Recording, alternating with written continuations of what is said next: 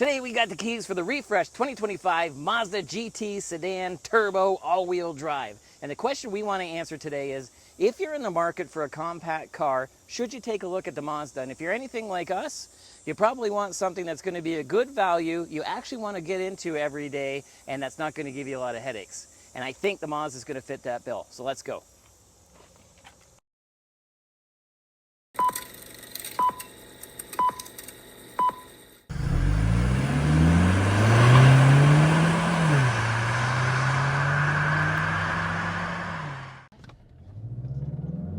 Now it picks up. Oh yeah, okay. All-wheel drive turbo and red light. Oh. Yeah, Moose is all right. I'll change it. All right. You need a diaper change, Moose? So how this segment works is, if you're familiar with the show, we're changing up our segment because I used to be a salesperson, and it's more clear to me now than ever that we're not getting enough as customers enough time behind the wheel of a vehicle. And Chris and I, with doing this show, we're really fortunate to be able to borrow a car for a week. And I've told the press agencies so many times that I just wish everybody could borrow a car for a week, because once you get it for a week, you realize things that you didn't realize. You know what I mean? Yep. And a prime example is, I always thought that the Mazda Miata, and I know I'm going to get a lot of bad comments, I always thought it was a dumb car. And then Mazda let us borrow one a few years ago, and that's all I talk about, drive my wife crazy. And then the opposite was, I always thought that I would want the new Honda Type R as my new dream car, and we got to borrow it for a week and it was great, but I also returned it 2 days early. So the opposite, right? So, you know, I thought I was going to like that one, and after a week I didn't like it as much, and the Mazda Miata I didn't think I would like, and after a week I liked it a lot. So the idea is, I'm going to take this for a quick test drive. I researched it last night as if I was a customer, and I'm going to let you know my true feelings, whether or not I'm interested in getting some more information on it. And then Chris will take us for a walk around, another quick drive, and counsel us on our decision. So, you know, what am I thinking when I get behind the wheel here? I got to tell you, the thing that I like about this car, and I would be interested in one for sure if I was in the market, is I like the fact that, like my Volkswagen, Mazda, and Acura are premium, but you're not paying the quote-unquote premium price of a Lexus or Infiniti, right?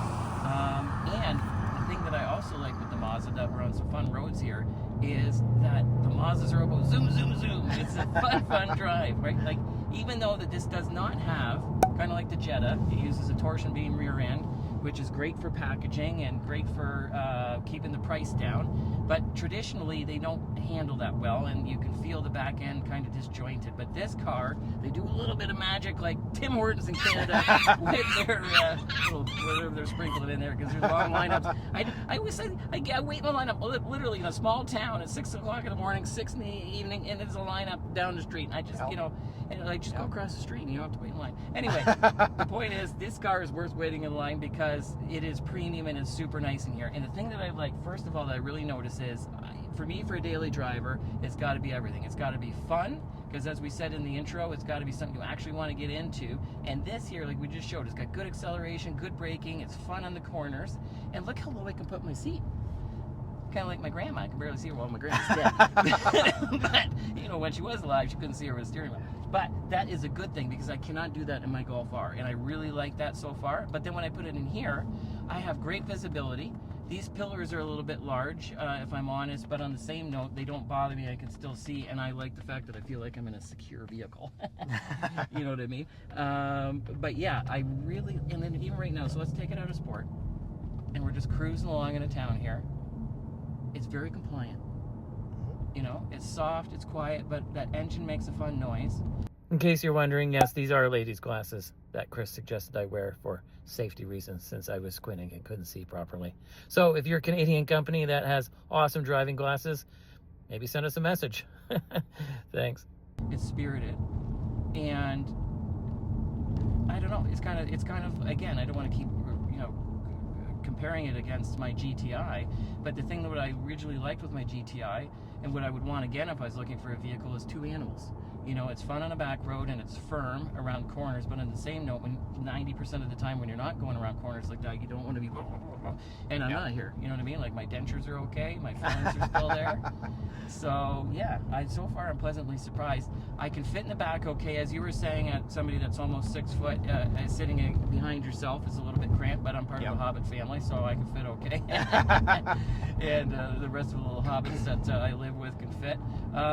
So I didn't. Now I was a little disappointed with a quote-unquote premium vehicle that there wasn't more connectors back there for your your devices, and there was no extra air conditioning or that type of thing. Heated seats, which I found a little surprising at this price point. But I'm not sitting back there, so and Lucy doesn't care. But no, Moose wouldn't feel the heated seats anyways. No, that's right. So, all in all, that part, and then, but see, the thing of it is, I grew up in sedans. The hatchbacks weren't really a thing, and so they don't scare me. I like the look of them better, and that trunk you would say, is cavernous, to steal your line. Yes. Right? So it is cavernous. If you're out of the kind of the stroller situation and things, or where you don't need to, like, let's say, stack stuff, there is as much room as there is in any car in this segment as far as cargo goes. Yeah. As you were mentioning, because you are our car expert, it is a cab forward design in the Honda and the Toyota, for instance, so they're a little bit roomier as far as packaging goes. But I do aesthetically, like, when I'm walking up to this car, I like the look that it kind of looks more like a rear wheel drive car. I agree. I called it the prettiest car in its class. It really is pretty, definitely. I really like it that way. And just in general, I'm really enjoying my time in here, so I think I would like to pull over and ask for some more numbers. What will it take to get you into this today, sir? Well, I'm going to have to borrow some money. Let's call it co-signer. Mommy, start subscribing. We need some money. Okay, I'm pulling over. All right, so now that we've gone through what Terrence's thoughts on this 2025 Mazda 3 GT turbo all-wheel drive sedan are, I've actually lived with this car for a week. I've spent a lot of time behind the wheel of the car. I've put several hundred kilometers on it at this point in time. So we're going to go over some of the things that I found. Overall, I do agree with what Terrence had to say about the car. It is definitely something that you should be interested in if you're looking for a compact car like this. Some of the nice things, he did mention it in his part. The styling, I do really like the squinty look that they've put on the headlights, and it just kind of blends nicely into that gaping grille on the front there. I do find that nice. They've integrated the sensors and cameras really nice into the styling as well. Adding to the premium look that we've talked about, we do get some jewel eye headlights here on the Mazda 3 as well, very BMW-esque. And going around to the, I forgot to mention, we do have 18-inch black alloy wheels on the Mazda 3 as well. They do look really nice, although you can see that they kind of pick up some dust. Maybe if they weren't black, that would be a nice thing to have for the overall look of the car and keeping it clean. Going around to the back, that kind of squinty look that we have with the front carries around to the back as well. So we do have a nice looking set of taillights there. They are, I believe, fully LED. And dual exhaust. Yes, dual exhausts. They are real exhausts, so we don't have any fake tips back here, which is always nice to have as well. Sensors aren't quite as integrated into the back here. He did mention we do have a very cavernous trunk under this deck lid here. The button to open the trunk is under the Mazda logo here, so if we press that, yeah, that's nicely integrated. If we press that, it's full of our camera junk right now, but you can see we've got quite a lot in there and it fits quite well. 60/40 split folding rear seats as well, so that's always nice to have in a car like this. You can put longer objects through, including, I do believe, we do have Canadian our cargo test, Doug Gilmore special. We can fit a hockey stick through there, no problem, and you can choose which side. It's not quite as flexible as some vehicles where you have a ski pass through or whatever, but hey, we can still put the 40 down and fit our hockey sticks through, no problem. And something that Ooh, the we've commented on. Yeah, we've got the handle. This is something that Volkswagen traditionally only did, but now we've got it here on the Mazda. I believe Honda's doing it as well, so that's nice. Don't have to touch the trunk lid, don't have to get my hands dirty. Going around inside the vehicle, we do have proximity entry. You may have just seen there. And we talked about the premium look to the interior. So we've got, starting on the door panel, everything from basically here up is soft touch. This is all nicely padded and soft. We've got aluminum. Yes, really nice aluminum Bose speaker grill here. Rocking out Paw Patrol. Rocking out a lot of things. I've been listening to quite a few tunes on this week. And a little bit of piano black on the door. I've made it clear in the past I'm not a huge fan of that, but it's not on a touch surface or anything, so I'll forgive it. Moving further into the interior, we do have on this, this is exclusive, I believe even exclusive to the Canadian market. I don't believe they have this in the US, the garnet red interior. So that garnet red leather is quite soft and comfortable. I'm not a leather person. I don't particularly like it, but these seats I did find quite comfortable. And I like the perforated holes in them too. Yes, exactly. Power seats with memory is nice as well. That memory feature, sorry to interrupt, is actually, now that I have it in my own car, is super handy. Yes, 100%. Because you have a very different driving position from me, and I set mine to setting 1, so when I go into drive in a few minutes here, I can just press my button and put my seat back. Exactly. So that'll be nice. I'll just get in here. Ugh. So ingress and egress is pretty nice as well. I'm 5'10", and I can get in here quite nicely. Including with your Honda hat. Yes, including with my Honda hat. We're in a Mazda. Steering wheel. This is one of the highlights of this car, in my opinion. This steering wheel, perfectly shaped. It's got the spokes right here for your thumb rest, so that's perfect. Paddle shifters on the back as well. Nice. They are plasticky, but we'll forgive it. It's really an economy car. Gauge cluster. We've got some analog gauges on the side. Can you turn it on to show everybody the screen that you were should. showing me before? Because look at this. In the middle, I thought that was an analog dial with a little screen in the middle, but it's fully digital, and it looks sharp. And you can change the information you've got there depending what you want it to display, or just have it be a straight speedometer. The center screen here, it is a touch screen now, but we do have also this control knob, which I actually found, I know you kind of mentioned that you're not a big fan of it, but I actually found the control knob very intuitive to use.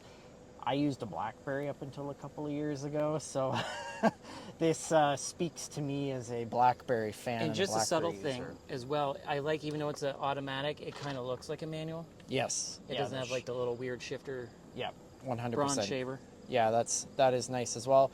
Dual zone climate, heated seats, heated steering wheel, all those nice features. Maybe they could have put some ventilated seats in at this price point to help with that premium feel.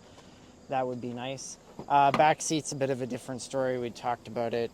Not a lot going on back here. Not the best space either. So, But you can fit your Moose baby if you live in Canada and you got one. You got a permit. Yep. You can fit your Moose baby perfectly fine in there. So it'll fit some kids. I think we can even put this backwards. Yeah, so we can put a rear-facing seat in behind me, and we're perfectly fine. So. Some things that I think really the back seat was probably one of the big things that I wasn't too crazy about. There were some weird things I had with some of the safety technology as well, which we'll talk about a bit more in the drive segment. All right, let's go. Yes, let's get in, let's go. I did like this car over the course of the week. One of the things I'm going to do though is I just had it in sport mode while we were doing some filming there, and I'm going to go ahead and shut that off because in day-to-day driving, one of the things I found the sport mode not even worth putting on. All it does is hold your revs up higher and makes this thing even more of a gas pig. But dynamically speaking, this So we've got a 2.5 liter turbocharged 4-cylinder in this Mazda 3 here. It's you mentioned in your segment the power numbers. We've got 250 horsepower, 320 foot-pounds of torque, if we put the good stuff in it, which I didn't. 91, baby. One of the nice things is it puts that power down through a 6-speed automatic transmission. There's no CVTs in this car. We do have a manual shift mode over here. If I put it in the manual shift mode, I can downshift. Oh, I didn't know that. That's cool. We're in second gear now. See, I almost like that better than the paddles, you know, because And I don't know, it's fun. even better is this thing will, let me see if we can get it down. It won't upshift. Magic shift? Nope, nope, nope. Oh, it did. Ah! Oh, it didn't do that to me before. Did you have it in sport before or no? Oh, maybe. Oof. Let's try. I should have, I guess I should have done my research first before I tried to do that. Oh, we're gonna research it real time. Nope. Okay. Well, I thought it didn't do magic shift, but apparently it does do magic trick I shift. think your pants are on fire. Liar, liar, pants on fire. Those ventilated seats would have given Andy. And I'm the one that lived with the car for the week. It's, you know, it's sad. But- Sadly, not many cars. We did that Golf R, but you had to put it in a special mode for even not all the modes would do that, right? So, Right. but yeah, I'm just glad it has the paddles. to be honest. Exactly. The next day after we shot this video, we were able to recreate the Mazda holding revs at red light. Awesome job, Mazda. Zoom, zoom, zoom. And the transmission is still responsive and smooth. It shifts nicely. It's even responsive when you use the paddles in the manual mode. So those are all things that are nice to see. And especially the fact that it doesn't have any rubber bandiness because it's not a CVT. That's nice as well. This model also has one of the signature things here. It's got all-wheel drive. So we do have a drive shaft going to the back. They do have a system in here as well to give it some torque vectoring. It's a little bit, if I have to be honest, it's a little bit slow sometimes to kick in the rear axle, but I did drive this through a literal deluge the other day. Like, it was pouring rain the other day. And I drove this, I did about 60 kilometers in the pouring rain, and I really had to be a hooligan to make it even give a hint that it was going to go out on me. So this thing will hold in even bad weather conditions. This all-wheel drive system will make sure that this car holds the road nicely. So that's nice as well. Up front, we do have a McPherson strut front suspension. And we did mention before, there is a torsion beam in the rear end of this car. But no weirdness. Yeah, no weirdness. There's no weird torsion beaminess. I mean, I'm weird. And I'm in the car. But that's the only weirdness in the the weirdness is in the car. The people in the car. But the torsion beam's been great. Like, if you had told me that this thing was a multi-link, I would have believed you 100%. This feels every bit as like a Mazda. Well, and I think that's a good segue into the final thoughts, which is the fact that one of the reasons why I think you would probably agree that we would suggest going out to actually look and investigate getting a Mazda 3 Turbo GT sedan all-wheel drive if you're interested in a compact vehicle is because of the fact that Mazda, yes, it's a little bit higher in price than, let's say, your Civic or your Corolla, but what you're getting for that, if you don't mind a little bit worse fuel economy, is fun.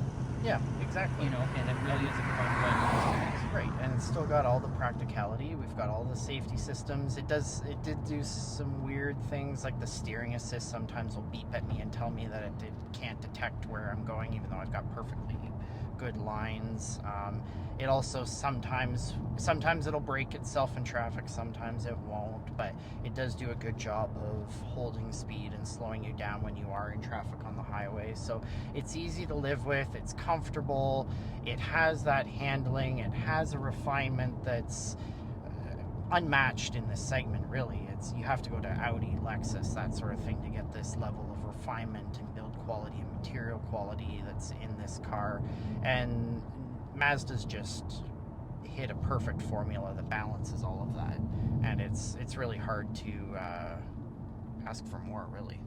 Well, the only thing I'm going to ask for is more subscribers. Mom, We're talking to you. Hit that button. And if you have subscribed, thank you very much. We appreciate it. We are trying to make this a full-time gig, and all that helps. And what also helps is watching other videos. So check out some of the related videos that you see on the screen, and also head over to our Facebook and Instagram, to where Chris writes some amazing articles on every vehicle that we write or that we review, and also some other engaging, fun information there as well.